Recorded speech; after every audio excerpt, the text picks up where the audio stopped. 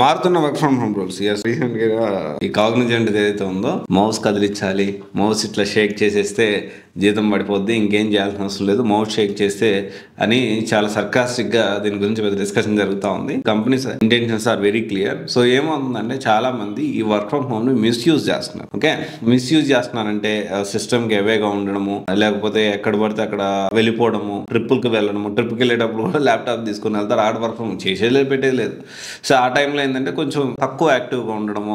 So ఇప్పుడు ఈ companies ఏం చేస్తున్నాయంటే లొకేషన్ కూడా ట్రేస్ చేస్తున్నాయి, నీ ల్యాప్టాప్ ఎక్కడ ఉందో కూడా లొకేషన్ ట్రేస్ చేస్తున్నాయి. దాంతోపాటు దీనికి సంబంధించి రీసెంట్ కాగ్నిజెంట్ కొత్త రూల్స్ ఏంటో తెలుసా, మౌస్ కానీ కీబోర్డ్ కానీ 5 నిమిషాల కంటే ఎక్కువ సేపు ఇన్యాక్టివ్ గా ఉంటే వాళ్ళు సిస్టమ్ దగ్గరగా లేరని, 15 మినిట్స్ కంటే ఎక్కువగా ఉంటే వర్క్ కంప్లీట్ దూరంగా ఉన్నారు, ల్యాప్టాప్ దూరంగా ఉన్నారు, వేరే పని అయితే చేసుకుంటున్నారని. సో ఇలా చేస్తే ఖచ్చితంగా జాబ్ టెర్మినేట్ చేస్తాము అన్నట్లు ఉంది.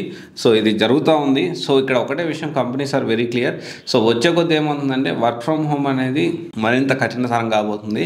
కమింగ్ డేస్ లో వర్క్ ఫ్రమ్ హోమ్ చేయడం కంటే ప్రశాంతంగా ఆఫీస్లో వెళ్ళి కూర్చోవడం బెటర్ ఏమో అనే పరిస్థితికి ఖచ్చితంగా త్వరలో రాబోతా ఉంది.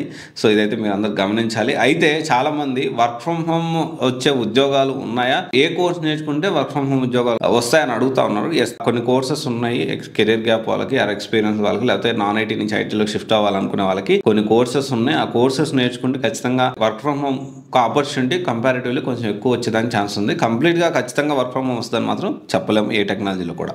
ఇది ఒకసారి ఆలోచించండి. సో మారుతున్న work from home rules. Thank you.